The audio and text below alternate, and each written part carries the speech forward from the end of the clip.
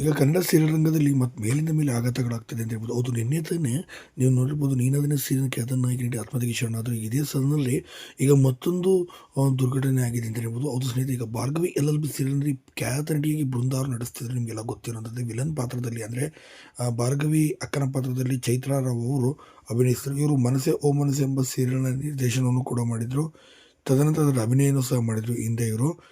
ಇನ್ನು ಆ ಸೀರಿಯಲ್ ಅಷ್ಟೊಂದು ಫೇಮಸ್ ಆಗಿರಲಿಲ್ಲ. ಬಟ್ ಇವರಿಗೆ ಓಮನಸೆ ಎಂಬ ಸೀರಿಯಲ್‌ನಿಂದ ಬಂದಂಥ ಇವರು ಭಾರ್ಗವಿ ಎಲ್ಲೆಲ್ಲಿ ಬೃಂದಾ ಪಾತ್ರ ತುಂಬ ದೊಡ್ಡ ಮಟ್ಟಿಗೆ ಯಶಸ್ಸು ಕೂಡ ತಂದುಕೊಟ್ಟಿದೆ.